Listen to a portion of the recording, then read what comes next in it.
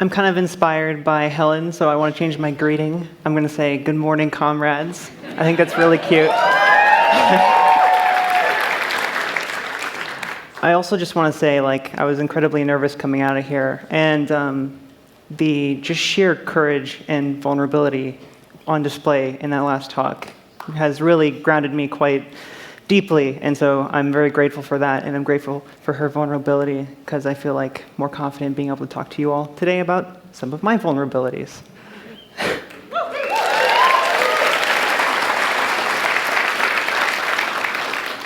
So, like Rakesh said, my name is Emma Kinema. I will be speaking about my experiences with labor organizing in the video games industry and other related industries.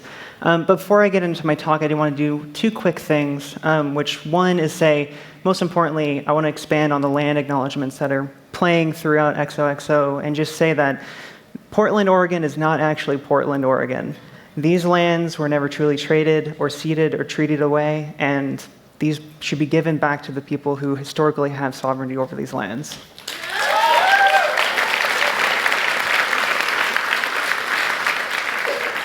Secondly, I want to acknowledge the proud labor history of this area.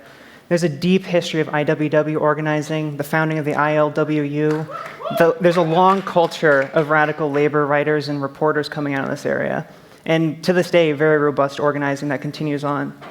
So I encourage you all to learn about the history of labor here and back in your homes and your own communities, because I promise you it's much more exciting and surprising than you could possibly imagine. There's a deep and robust history of organizing in this region, and I really encourage you to dig into that. So just want to note something at the top of my talk here today. I think it's going to be a little bit different than for most for the weekend.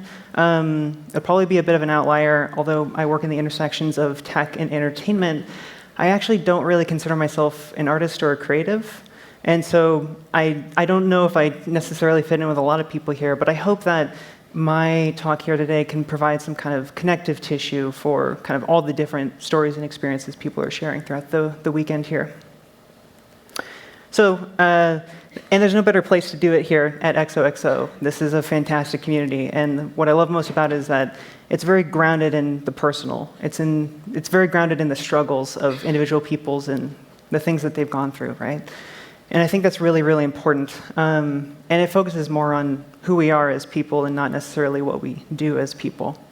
So to kind of just start off, I guess Rishikesh introduced me, but who am I? I do two things. First, I'm a labor organizer. I've been involved with labor organizing for nearly a decade at this point. And second, I am a game developer. So while I think a large number of you in this room are familiar roughly with what that entails and what the game industry is like, often when I tell people that I'm from the games industry, I tend to get one of two responses. Either first, I get kind of a blank stare, because genuinely most people don't understand that people make games.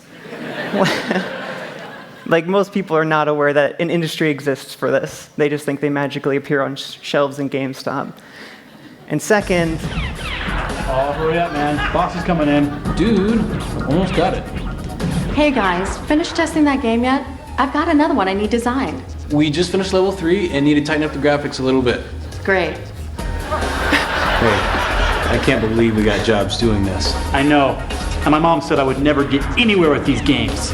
Call. That's the other thing most people think. But my mom is proud of me.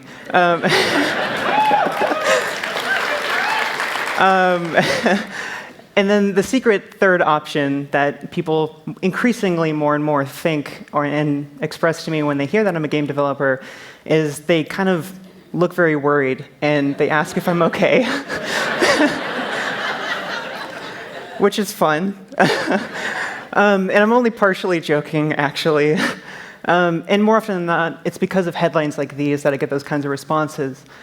Seemingly now, week by week, month by month, we have headlines like these that talk about things like mass layoffs and crunch culture and toxic workplace situations, mass harassment and marginalization of different workers, abrupt studio closures. It just comes every week at this point. It's pretty wild. But for a long time, we in the industry were really barely even noticing this kind of thing happening. In fact, many of us were used to it, and some of us, myself included at times, have taken pride in the fact that we're kind of overworked and overrun, because we're just so excited to be in this industry that's theoretically our dream job. It's theoretically like our absolute passion, right? So we're just grateful to be there. But in reality, the awful things that we get the headlines about have been happening for a really long time at this point, and they kept getting worse. And now I think as an industry, we're starting to realize that we may have a little bit more of a stressful situation than we first anticipated. So, I mean, to put it in contrast, I make $13 an hour in an industry that's worth hundreds of billions of dollars, and it puts me below the poverty line in my county, which is pretty wild. And actually, it's way below the poverty line. It's great. And so, you know, even for my peers who get paid 2 to 4 times the amount that I get paid, they're still struggling. They're struggling to make ends meet and take care of their kids and families, to afford health care and things. It's pretty terrible, actually, let alone imagining a future where you can actually save away for retirement or something. It's just not on anyone's mind. And especially considering that 90% of our industry is based in places like Los Angeles and Seattle and New York and DC, like, it's just so incredibly expensive. So my friends and peers are pretty struggling in this industry, and I kind of think often about my best friend at work, who, you know, is essentially making minimum wage in a very expensive place to live. She's going to school and getting her master's, and she's trying to keep her family afloat all at the same time, and all while dealing with a pretty, frankly, sexist and racist culture in our industry and at work. And it makes her feel like she's worthless and like she doesn't actually fit in to the industry. She literally says that she feels sometimes like she's not a good fit for the industry. And it literally breaks my heart every time she says that, because it reminds me of, frankly, too many fucking people that I've known in this industry who feel like they don't belong because they're a person of color, they're LGBTQ, they're a woman, they have disabilities. It's so hegemonically white and male and able-bodied, and a lot of people just feel systemically pressured out of the industry. And of course, there's also issues like financial inaccessibility that bars certain people from being in the industry, and, you know, terrible work conditions, that too. But there's a lot going on here. But, you know, all this terrible nightmare shit in a normal industry is really bad, right? But in an industry that is worth more than the international film and music industries combined, in my opinion, is literally inexcusable. Like, there's not a single reason why this should be happening.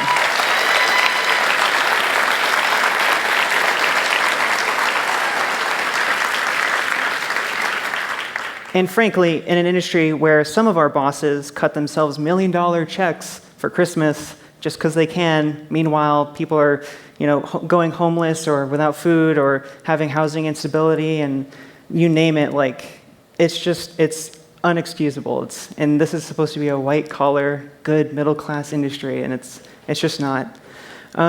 So the answer to those of us in Game Workers Unite, an increasingly majority of workers in our industry, is unions. Yeah.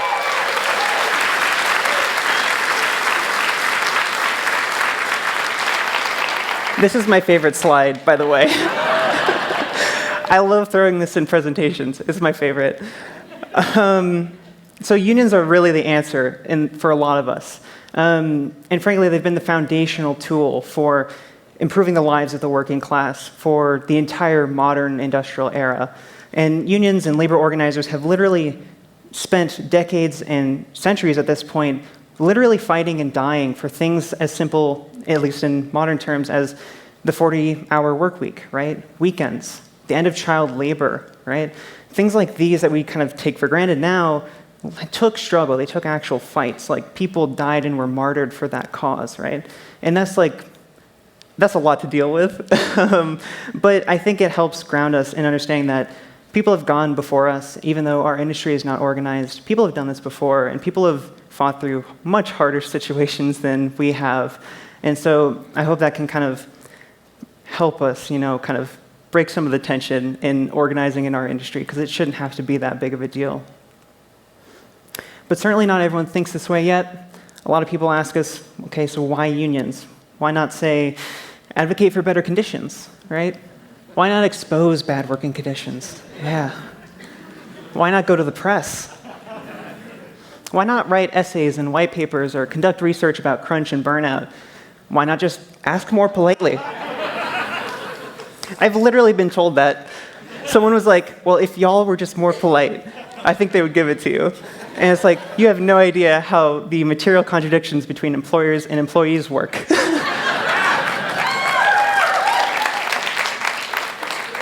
So the problem with all these things is that we've been doing this for years, and fancy enough, it's not doing the job. So again, why unions, right? Some pretty fundamental stuff. The answer is really simple. It's leverage. Leverage is essential because all of the tactics I listed before are all well and good, and they should absolutely keep happening, and I'm very grateful to the people who have been doing that work for, frankly, decades at this point in our industry. But the problem is they don't have teeth. Like, they can't actually affect real material change in specific workplaces and in specific people's lives. And they just don't have the ability. And we know that to fix systemic issues, you need systemic solutions, not one-offs.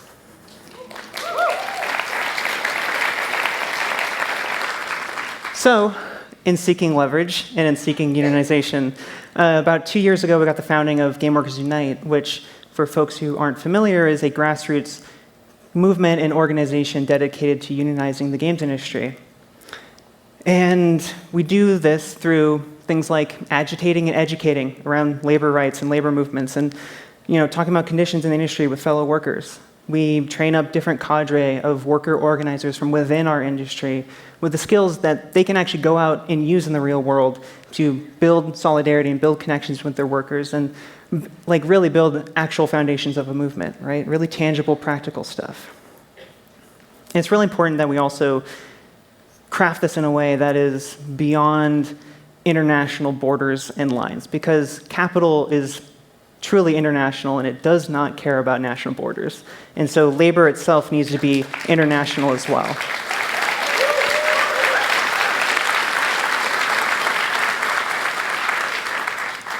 And it doesn't matter, if people form a union with one group or another, or they're in different companies that naturally kind of compete together. The important thing is that we're all workers in our industry. We're all skilled craftspeople, right, in our trade. And we need to work together as the people who make games and the people who know what's best for our medium in our industry, because we're the people who actually do the damn thing, and make sure that we have that broader base of solidarity and not be able to be pitted against each other.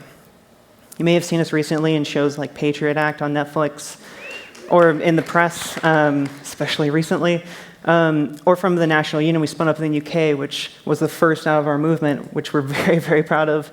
And the walkout at Riot Games, which happened in Los Angeles just a few months ago, is the first direct action in the North America region. Yeah. These people are literally actually putting their necks and careers on the line to better their industry, to stick up for their coworkers. That stuff is really inspiring, and I hope continues to build even more energy around this movement as we continue forward into the coming years. So how are we doing all this? So how are we organizing workers and building class consciousness and improving our very broad, spread out international industry? Young organizers and folks not familiar with labor organizing often kind of have a picture in their head where they think that what labor organizers do is essentially shout some catchy slogans, throw a copy of Das Kapital at the workers, and wave a banner as the workers all rally around and we storm the office park. Which, don't get me wrong, that sounds dope as hell. But it also couldn't be further from the truth. Literally, it's nothing like that. It's never about such big, bold things. Let me give you an example. One of the first meetings I ever had with a worker in the games industry to talk about their situation at work and talk about organizing was with a guy I'd actually never met before. A friend just told me he wanted to talk to an organizer and seek some advice and get some, simple fixes and solutions to problems at work. So we sat down in a private space after a party, and I started talking to him, right? I didn't offer solutions, I didn't offer fixes. Unfortunately for him, because that's what he was kind of wanting at first. Instead, I just sat down. I listened to him. I asked good, open questions, and we started talking about his work and his family, his commute, how he felt about things at work and how it was impacting his life, right? And, through that, we built a union, essentially, because two people supporting each other and coming together to support one another is really the foundations of a union. And I know this to be true because a union is two or more people working together to solve problems in the workplace. Like, forget what you know about labor law, forget about, every kind of general anti-union myth or lie we've been told. That's really what it is. It's coming together and supporting him. And me listening to him in that moment was me trying to just genuinely support him, not lecture to him, not anything like that. And by listening to him and by asking good, open-ended questions and really wanting to hear what he had to say, about 10 minutes into the conversation, with, again, this guy that I did not know, at one point he just kind of stopped and looked away from me. He stopped making eye contact, and he kind of whispered some kind of apology under his breath, and he said that he was sorry because he had started crying. And I told him it was okay because I had started crying as well. And that's really how these things kind of tend to go, because so many people feel so isolated and alienated, and to just be heard is quite a outlandish and radical concept. But that's what real solidarity is, right? It's about having each other's back. It's about actually having someone else that you can stick with back to back and have their support, right? And it's about having two people who can, at least together, be deeply honest and vulnerable with one another and empathetic and critical of their workplace, right? That's where it starts. Two people, that's all it really takes. Because it takes two people to tango, it takes two people to cut through a crowd, and it takes two people to start a movement. Like, literally, it just takes two kind, empathetic people working together to do that. And in this way, labor organizing isn't about rallying the troops and stuff. It's very much about going home from your full-time job and going back out to have a private conversation with a coworker, even if it's like 10 at night. It's about attending organizer meetings and listening to people's troubles. It's about actually being there for your peers and building genuine connection and friendships with them, right? And sometimes it's about staying up late with a coworker crying because that's just what both of you needed that night. So it's really about those little day-to-day actions that together can kind of build to a movement, right? It might feel tiny and small and super personal, but that's how you build shit like national unions, and it's how you build labor movements, and it's how you improve a whole class of people's lives, right? And I want to specifically shout out a particular group of workers who, frankly, have been an endless inspiration to me and so many workers in our industry who are laying the foundations for workers to organize in unprecedented ways in tech and software that are not historically founded at all. So when news of their campaign went public, the organizers and members of Game Workers Unite just lit up. Our conversations and our messaging apps were electric for weeks. So I specifically want to thank the workers of Kickstarter because, yeah.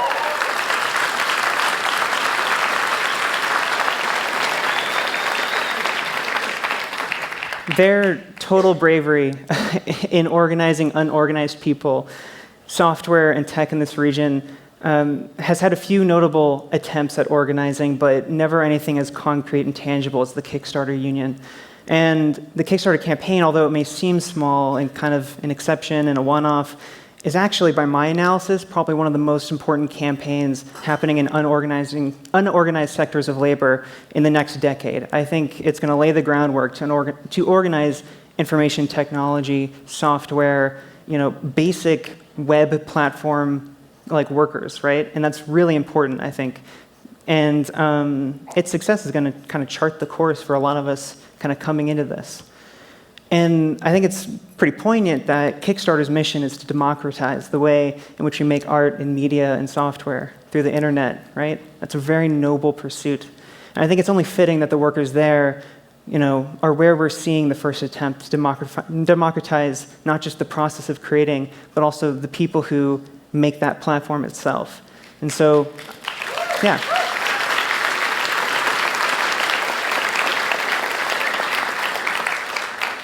I frankly don't know any of the workers at Kickstarter, but what I do know is that they're my sisters, my brothers, and siblings in labor, and they have the deepest support of me and every worker in our industry, and I know they also have the deepest support of the thousands and thousands of artists and creatives and musicians and programmers and writers who are the community of Kickstarter as well, right? And I think that broad support is going to lend them a lot of weight, and I'm very grateful for the work that they're doing.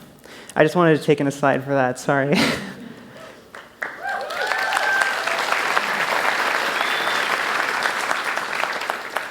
So I see groups like the Kickstarter Union, and I see the genuine care and love and warmth and passion that they bring not only to their coworkers, but their work and their projects. And I can't help but be reminded of a very classic thing that an old organizer once said. She said that labor organizing at its most fundamental is about building a culture of care. I want to think about that for a second. A culture of care in the workplace. I don't know.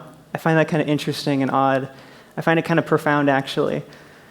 And, yes, we'll also be ready to fight, and we'll fight like hell for better conditions and better pay, a better culture. But, at the heart of it all, there has to be that care for the fellow workers, right? Radical care and radical compassion is what this is all about. And it's something we teach in our organizer training programs. That's my dog Scout before training. I had to figure a way to put her in here. And so one of the things we teach in our organizing training program is that being a great organizer is not about, being correct all the time. It's not about convincing people to join the union, and it's not about, debating and out-logicking people and presenting all the facts and making a great case. It's really about, more than anything, listening. And it's about asking questions and not anticipating the answers that you're going to get. It's really about decentering yourself and killing your own ego and putting others before you and your interests, both in terms of career and just if you have personal anxieties like me or you're very much an introvert, I try to fight through that so that way I can do this kind of work, right? And it's really about listening to people's troubles and their goals and their pain and their trauma, right? And so for fresh organizers who are naturally quite bad at this, like I was and sometimes still am, I think a lot of them anticipate having all the answers and waiting just for the moment in the conversation to slip in here's why 30% of unionized workforces are paid so much more than this or that. And it's that's great, but it's really not useful. And so we teach a thing that we call the 80-20 rule, which I really love, because for people like me who like to think we have all the answers, it's really about reinforcing the fact that 80% of what we do should be listening and asking good questions of the other person and really taking that in, right? And really just shutting the hell up and actually absorbing the things that they care about. And then only 20% is supposed to be you sharing your own thoughts, your own experiences and vulnerabilities with them. And I think that's a really good kind of rule to follow. And what I'm describing, this kind of worker-to-worker conversation, is what we call the one-on-one. And it's what I did with the worker who I hadn't met before, and we ended up crying together. And we talked for 2 hours or something ridiculous. And the one-on-one is really the bedrock of everything we do in labor organizing. It's an essential tool. It's the kind of base-level brick that we lay piece by piece to build a movement. And it works now, and it's worked for all movements and, frankly, revolutions throughout history. And, frankly, you also build unions like you topple oppressive governments. It's by centering real human people, putting it at the front and foremost, right? So why am I talking about all this? Why am I speaking to a room that is predominantly full of artists and creatives who are independent and individuals and freelancers, and some of us work on teams and companies as well, but a lot of us are kind of independent creatives in this room.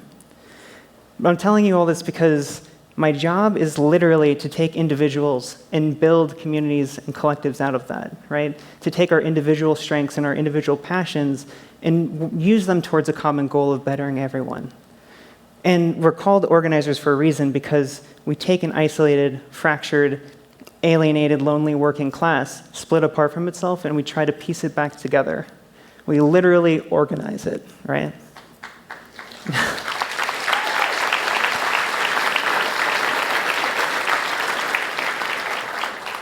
And like I mentioned many times over and over, we do this through being vulnerable and personal and raw with the people in front of us, right? And it's super not easy. In fact, it's incredibly difficult and stressful. But especially in a society like ours, which so deeply infuses us with qualities like individualism and insecurity and broken communities and a competitive attitude, I think it's just essential. And learning to organize in many ways, especially for me, has been about like learning to be a caring, empathetic, and cooperative human being again, despite the culture and despite what society kind of raises us to be. I think that's really important. And isn't that really what we all kind of want here? Isn't that what you do with your work? I think most of us really try to bring that level of empathy and care and passion to our art and our films and our music, in our software and reporting, right? Everything. Empathy and care are at the very core of what we do as people, right? It's at the very core of, I think, the human species. And so we're going to really need a lot of this. We're going to need a lot of empathy and care, especially in the coming years. And we're going to need a lot of community and genuine solidarity. And frankly, we're going to need at times some very decent amounts of militancy as well.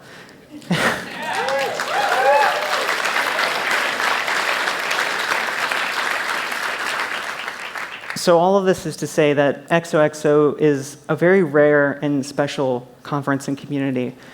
We find ourselves in a space and time with really talented, wonderful people who are deeply vulnerable with one another and very personal.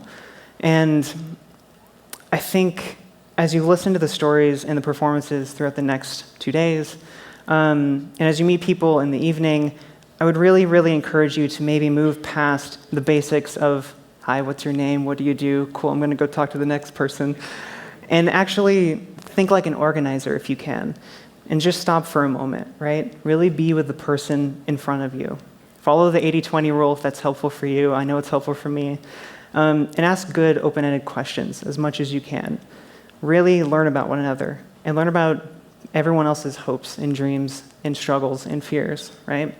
Those conversations will be the little bricks that we lay bit by bit to build a better, more empathetic world together. And I think that starts in even situations as small as just this beautiful little conference. So that's all I have to say. So thank you very much for listening to me talk.